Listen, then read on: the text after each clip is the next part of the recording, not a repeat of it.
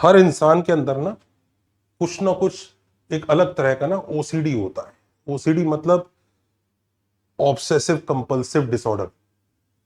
जैसे किसी चीज को, किसी इंसान को अगर कोई चीज, कोई डिजाइन सिमेट्री में नहीं होती है तो उसको अंदर से इरिटेशन होने लगती है।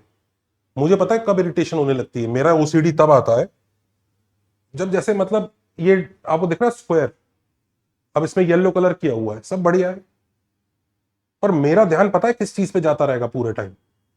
ये जो बीच में जरा सा रीजन छोड़ रखा है ना, ये क्यों छोड़ रखा है? मतलब ये क्यों फिल नहीं है? मुझे ये लगता है कि ये फिल नहीं होना ना एज इफ कि ये पूरा ही बेकार है। क्योंकि अगर मान लीजिए एक बर्तन होता है जिसमें ये छेद है, तो आप पानी भरोगे तो बाकी पानी निकल जाएगा। तो मेरे को ना यही हालत मेरी सिलेबस को लेके भी है। मतलब जब मैं पढ़ा रहा होता हूं ना, तो मुझे ऐसा लगता है कि अगर हम कोई चीज सिलेबस की पढ़ रहे हैं तो उसके हर एस्पेक्ट को लेफ्ट राइट कंसिडर करो और अच्छे से करो, कुछ भी छोड़ने की जरूरत नहीं है। और ये कभी भी आर्गुमेंट नहीं होना चाहिए पिछले 2 साल से नहीं आया इसलिए सिलेबस में नहीं है, क्योंकि जेई को फर्क नहीं पड़ता पिछले 2 साल से नहीं आया, 3 साल से नहीं आया। जो चीज सिलेबस में है वो है, जो चीज जो कॉन्सेप्ट है। अब जैसे मैं बताता हूं, मैट्राइसिस डिटर्मिनेंट्स चैप्टर है, लोगों के लिए, लोग जानते हैं इतना इंपॉर्टेंट चैप्टर है। उसमें मैट्रिक्स मल्टीप्लीकेशन सिलेबस में है, और फिर भी मैं बता रहा हूं लोगों के मैट्रिक्स मल्टीप्लीकेशन को लेके एकदम बेसिक्स आइडिया ही ऐसे होते हैं कि उनको वो पूरी तरह क्लियर नहीं है। जैसे मैं आपको क्वेश्चन दिखाता हूं, जैसे एक्स और वाई दो मैट्राइसिस है, और उसने कहा है कि X trace of X Y minus trace of Y X निकाल दो, और determinant of X Y into X Y plus I चाहिए, और I plus X Y minus I plus Y X दोनों डिटर्मिनेंट का सब्ट्रैक्शन चाहिए। अब दुनिया को मैट्रिक्स का मल्टीप्लीकेशन आता है, और दुनिया पता है इस क्वेश्चन को कैसे करने की कोशिश करी है। दुनिया क्या, मैंने खुद देखा, कुछ बच्चे हमारे पास एपेक्स बैच में आए हैं, और उनके साथ जब मैं क्वेश्चन डिस्कस कर रहा था, उन्होंने भेजा मुझे, तो वो ऐसे ऐसे कर रहे थे। और कैसे कर रहे थे मैं बता रहा हूं, वो लिटरली एक्स और वाई को मल्टीप्लाई कर रहे थे, पहले वाई एक्स निकाल रहे थे, एक्स वाई भी निकाल रहे थे, वाई एक्स भी निकाल रहे थे। एक्स वाई और वाई एक्स उन्होंने मेहनत करके निकाला, मल्टीप्लाई करके ये आ गया। और अब इसकी हेल्प से ये सारे क्वेश्चंस वो करने की कोशिश कर रहे थे। और उनका कहना था कि सर ये क्या लेंदी सा क्वेश्चन है, क्यों दे दिया? तो मेरे को उसको देख के थोड़ा सा तो अजीब लगा। मुझे लगा कि मतलब 2 साल आपने पढ़ाई करी मैट्रिक्स मल्टीप्लीकेशन की, आपने वो बेसिक आइडियाज ही आपने नहीं नोट किए हैं। उनमें से कुछ बेसिक आइडियाज मैं आपको भी साथ ही शेयर करता हूं कि ये क्वेश्चंस किन आइडियाज के ऊपर बने हैं। इसमें ये जो पहला फंडा है, और हम उन सिनेरियो की बात कर रहे हैं कि दो मैट्रिक्स मल्टीप्लाई हो रहे हैं, एक m क्रॉस n है और दूसरा n क्रॉस m है, मतलब एक्स वाई और वाई एक्स दोनों वैलिड है। आप समझ रहे होंगे ना, अगर m क्रॉस n और n क्रॉस n टाइप की चीज नहीं हो, n क्रॉस m टाइप की चीज नहीं होगी, तो एक वैलिड हो जाएगा, दूसरा वैलिड नहीं होगा। हम ऐसे मैट्रिसेस की बात करें, इनको ऐसे और ऐसे दोनों तरफ से मल्टीप्लाई किया जा सकता है। कोई जरूरी नहीं है स्क्वायर मैट्रिसेस हो, पर दोनों तरफ से मल्टीप्लाई किया जा सकता है। अगर एक्स वाई और वाई एक्स दोनों वैलिड है, तो कुछ बातें हमें ध्यान रखनी है कि ट्रेस ऑफ एक्स वाई और ट्रेस ऑफ वाई एक्स हमेशा सेम आता है, बोथ आर इक्वल। इसका प्रूफ के लिए आप मुझे बताइएगा, एक और वीडियो बना लेंगे। प्रूफ काफी सिंपल सा अलजेब्रिक सा प्रूफ है, we can handle this proof very easily, we will handle it later on. But फिलहाल इसको नोट कीजिए कि एक्स वाई हो या वाई एक्स, दोनों का ट्रेस सेम आता है, डायगोनल एलिमेंट्स का एडिशन। दूसरा फंडा ज्यादा इंपॉर्टेंट है, जो बच्चे कई बार जानते ही नहीं है, कि एक्स एम क्रॉस एन है और वाई एन क्रॉस एम है। तो इसमें 3 सिनेरियो बनते हैं, M equal to N, M greater than N और M less than N. M equal to N वाला सिनेरियो होता है, उसमें ये दोनों के दोनों ही स्क्वायर मैट्रिसेस हो जाएंगे। तो एक्स वाई का डिटर्मिनेंट और वाई एक्स का डिटर्मिनेंट दोनों सेम आएंगे, वो determinant X into determinant Y के इक्वल होगा। This is something simple that you can understand. But when M is greater than N ना, तो पता है क्या होता है, तब डिटर्मिनेंट ऑफ एक्स वाई 0 आता है। डिटर्मिनेंट वाई एक्स कुछ स्पेशल नहीं आएगा, लेकिन एक्स वाई का आंसर 0 आएगा जब एम ग्रेटर देन एन होगा, और एम लेस देन एन में डिटर्मिनेंट वाई एक्स का आंसर 0 आएगा। अब कई लोग हैरान होते हैं, सर ऐसा कैसे कह पा रहे हो?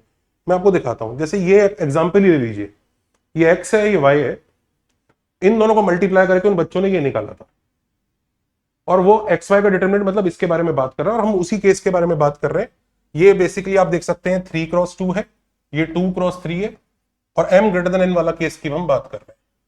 और वो डायरेक्टली मैं बोल रहा हूं कि बेसिकली इसका डिटरमिनेंट 0 आएगा। क्यों आएगा? Look at this very carefully.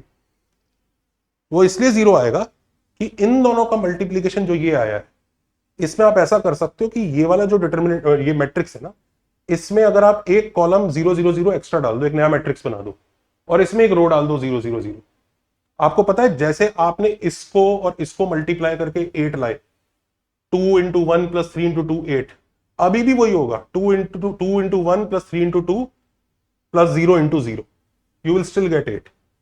मतलब इन दोनों का मल्टीप्लीकेशन ये आ रहा है, इन दोनों का मल्टीप्लीकेशन भी यही आएगा, पर फर्क क्या है, ये दोनों स्क्वायर मैट्रिसेस हैं, ये दोनों 3 क्रॉस 3 के हैं, तो इसका जो डिटर्मिनेंट है उन दोनों के डिटर्मिनेंट के इक्वल होगा मल्टीप्लीकेशन के, और क्योंकि उनमें एक रो या एक कॉलम 0 है तो वो दोनों वैसे ही डिटर्मिनेंट 0 देंगे, तो इसका मतलब इसका डिटर्मिनेंट ऑफ ग्रीन वाला इंटू डिटर्मिनेंट ऑफ पिंक वाला, और आंसर 0 आ जाएगा। तो 3 क्रॉस 2 जब m ग्रेटर देन n है तो एक्स वाई का डिटर्मिनेंट का आंसर सीधा सीधा स्ट्रेट फॉरवर्ड 0, खत्म। आप ये काम वाई एक्स में नहीं कर पाओगे, जैसे मान लीजिए आप वाई एक्स में भी करने की कोशिश करते हो कि चलो अभी भी 0 0 0 डाल के देखता हूं, तो अगर आपने बाई चांस यहां पर 0 0 0 डाला ना, और यहां पे भी 0 0 0 डाला, आपका ऑर्डर ही चेंज हो जाएगा, ये 2 क्रॉस 2 का आएगा ही नहीं, तो उसमें नहीं कर पा रहे हो आप, लेकिन उसमें कर लोगे जब एक्स वाई वाला होगा। तो एक चीज याद रखो कि वो 0 होगा। इनफैक्ट इसी का जो थर्ड सिनेरियो हमने दिया है, ये यही सिनेरियो है, m लेस देन n में बेसिकली वाई एक्स का डिटर्मिनेंट 0 हो जाए। बेसिकली एक्स वाई और वाई एक्स में से जब m और n अनइक्वल होते हैं तो एक्स वाई और वाई एक्स दोनों स्क्वायर मैट्रिक्सेस बन रहे हैं, एक छोटे ऑर्डर का होगा एक बड़े ऑर्डर का होगा, तो जो बड़े ऑर्डर वाला बनता है उसका आंसर, डिटर्मिनेंट का आंसर 0 आता है। मैट्रिक्स नल मैट्रिक्स नहीं है, डिटर्मिनेंट का आंसर 0 आता है। दूसरे वाले के बारे में कुछ खास बातें हम अपने सिलेबस के लेवल पर याद नहीं रखेंगे, कुछ कुछ कमेंट किया जाता है उसके बारे में भी, लेकिन वो जरूरत नहीं है। सिलेबस की चीज तो कम से कम पूरी करनी चाहिए। अब कई लोग कह रहे हैं कि हमने ये नहीं पढ़ा, हमने ये नहीं सोचा। भाई बात यही है कि अगर हम सिर्फ वही सोचते रहेंगे कि यही क्वेश्चन आया है, बस इसी के ही 2-4 वर्जन कर लेता हूं, तो हमारे साथ हमेशा ये दिक्कत होगी कि सर घर में नंबर आ रहे हैं, एग्जाम में नहीं आए, एग्जाम अच्छा नहीं हुआ। वो एग्जाम इसलिए अच्छा नहीं हो रहा है कि हम इनकम्प्लीट तैयारी करके जा रहे हैं। वो जो ओसीडी है ना, कि आप बर्तन कितना भी सुंदर बना लो, उसमें अगर एक छेद है ना तो पानी टिकने वाला है नहीं। अभी नहीं, आप बाई चांस किसी तरह से जेई मेंस निकाल गए, जेई एडवांस में फंस जाएंगे। जेई एडवांस भी बाई चांस किस्मत तुम्हारी निकल गया, आप आईआईटी में जाके फंस जाओगे, आपको दिखेगा। मेरे साथ हुआ था, जब मैं जेई की तैयारी कर रहा था तो मैंने मैट्रिक्स डिटरमिनेंट इतना अच्छे से नहीं किया था, तो मुझे ये भुगतना पड़ा आईआईटी के अंदर जाके। आईआईटी बॉम्बे में कंप्यूटेशन वगैरह के 2-3 कोर्सेज थे, तब मुझे मैट्रिक्स डिटरमिनेंट पढ़ना पड़ा अच्छे से, ये दिक्कत थी। चलिए अब मान लीजिए फंडा नंबर 3 की बात भी कर लेते हैं कि वही वापस m क्रॉस n और n क्रॉस m है, एक्स और वाई, एक्स वाई और वाई एक्स दोनों वैलिड है, दोनों वैलिड है ना। तो नाउ इसका प्रूफ काफी इंटरेस्टिंग है, और इसके प्रूफ के अंदर जो टेक्निक हम लोग यूज करते हैं ना, वो टेक्निक सिलेबस में होते हुए भी थोड़ी सी आउटसाइड है। उसके ऊपर बड़ा कूल वीडियो अपने आप ही बन सकता है। पर इस चीज का प्रूफ क्या है, इस स्टेटमेंट का, ये कि इसमें आई ऐड करो और इसमें भी आई ऐड करो, दोनों का डिटरमिनेंट लो तो आंसर सेम आता है। अब ये क्यों हो रहा है, अब ध्यान रखो दोनों जगह सेम आई ऐड नहीं होगा। ये m क्रॉस m का है तो इसमें आई एम ऐड होगा, ये n क्रॉस n वाला है, ये n cross Y X, sorry हाँ, ये n क्रॉस m वाला है, n क्रॉस n वाला है तो इसमें आई एन ऐड होगा। तो ये दोनों सेम आते, इसमें आई ऐड करो और इसमें आई ऐड करो, दोनों का डिटरमिनेंट लो, आंसर सेम आता है। इसका प्रूफ मजेदार बहुत है, कमेंट में बताइएगा, कभी बना दें इसका प्रूफ के ऊपर। टेक्निक जो लगती है वो है तो सिलेबस में है भी, नहीं भी, उस तरह की चीज है इंटरेस्टिंग। अब मैं बनाता हूं ना वैसी चीज, तो कई बच्चे ट्रोल करने लगते हैं, ये नहीं आएगा, मैंने ही पेपर सेट किया। बच्चे ऐसे बात करते हैं कि पेपर मैंने ही सेट किया, मैंने ही पेपर सेट किया, आप कैसे, ठीक है बता देना अगर कभी बनाना हो। इसलिए मैं कई बार पता है ऐसी चीजें डालता भी नहीं हूं कि यार ये लोग सीखने के मूड में होते नहीं है, इन्हें तो बस वही है कि बस PYQ करवा दो। ये XY है बच्चों, ये YX है जो हमने एग्जाम्पल लिया। अब XY में I3 ऐड होगा, तो I3 ऐड करके इधर 1 1 1 1 ऐड हो गया, ये डिटरमिनेंट आया 27। YX में भी I2 ऐड होगा, I2 ऐड किया 27, तो सेम आंसर आता। एग्जाम्पल लिखा है, ये प्रूफ नहीं है, प्रूफ मजेदार है। अब इसलिए हम इन क्वेश्चंस की बात करते हैं। ये जो क्वेश्चन जो बच्चे अटके हुए थे, XY और YX है दोनों वैलिड है, ट्रेस ऑफ XY और ट्रेस ऑफ YX 0 होगा, माइनस सब्ट्रैक्शन 0 होगा कि दोनों इक्वली होते हैं। डायरेक्टली लिखो, निकालने की जरूरत ही नहीं, you don't need to calculate these. Determinant of X Y into X Y plus I, तो दोनों का डिटर्मिनेंट आ जाएगा, और determinant of X Y zero होगा तो जीरो डायरेक्टली हम बोल सकते हैं। और तीसरा ये भी आप समझ सकते हैं, आई plus X Y minus I plus Y X दोनों के डिटर्मिनेंट का सब्ट्रैक्शन है, आंसर जीरो आएगा। अब मॉरल ऑफ द स्टोरी एक बार समराइज कर लीजिए, एक्स वाई और वाई एक्स दोनों वैलिड होते हैं तो ट्रेस इक्वल होता है।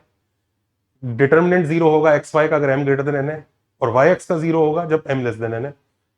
अदरवाइज एम और एन अगर इक्वल है तो determinant of X Y is equal to determinant X into determinant Y. और ये चीज कि I M plus X Y का determinant is equal to I N plus Y X, इसको याद रख लीजिए। सिंपल सिंपल सी छोटी छोटी चीजें हैं, इनको भूलने में बल्कि ज्यादा एफर्ट लगाना पड़ेगा। और कमेंट करिए कि जैसा मेरा ओसीडी है मैं और कौन कौन से टॉपिक्स के ऊपर इस तरह की चीजें लाऊं जो सिलेबस में होते हुए भी आप अनदेखा कर रहे हैं। और एक बार हमारे कोर्सेज चेकआउट कीजिए, क्योंकि हम लोग बहुत मेहनत से पढ़ा रहे हैं उसमें, और बहुत तबीयत से पढ़ा रहे हैं। उसमें हर तरह की चीज है, उसमें डाउट्स आप डायरेक्टली मेरे से बात करते हैं माइक ऑन करके, बहुत बड़े बैचेस बनते भी नहीं है, मेंटरशिप है, everything is there. Physics chemistry maths के लिए हम लोग पूरी तबीयत से अपनी जिंदगी का बेस्ट पढ़ाने जा रहे हैं। एक बार कोर्सेज चेकआउट कीजिए। और हाँ, अगर आपको अच्छे टीचर्स मिल गए तो आप एकेडजा 2 जरूर चेकआउट कर सकते हैं, वो आपको बहुत सारी हेल्प करेगा, वो स्पेशली आपकी सेल्फ स्टडी में हेल्प करेगा। देखो, सेल्फ स्टडी बहुत बड़ी ताकत होती है। दुनिया में ऑलरेडी बहुत सारी समस्याएं हैं कि ये नहीं हो रहा, वो नहीं हो रहा, गोल्ड के प्राइस बढ़ रहे हैं, ये हो रहा है, वो हो रहा है। हमें अपनी तैयारी को मुश्किल बनाने की जरूरत नहीं है, तैयारी को सिंपल बनाना है। एकेडजा दोस्त आपकी तैयारी को सिंपल बना सकता है। आप जिस टेंशन को ले लेके आप अपनी तैयारी कर रहे हैं और आपको प्रेशर टेंशन फील हो रहा है, आप एक बार हर हफ्ते 1-2 घंटे उस सिस्टम पर ट्राई करके देखिए, और फिर टेस्ट में जाया कीजिए जो आपके कोचिंग क्लास का टेस्ट है। आपको अपने आप ही बेनिफिट नजर आ जाएगा कि हाँ, इस सिस्टम के अंदर वो ताकत है। आप एक बार ट्राई करके देखिए। चलिए, टेक केयर, बाय।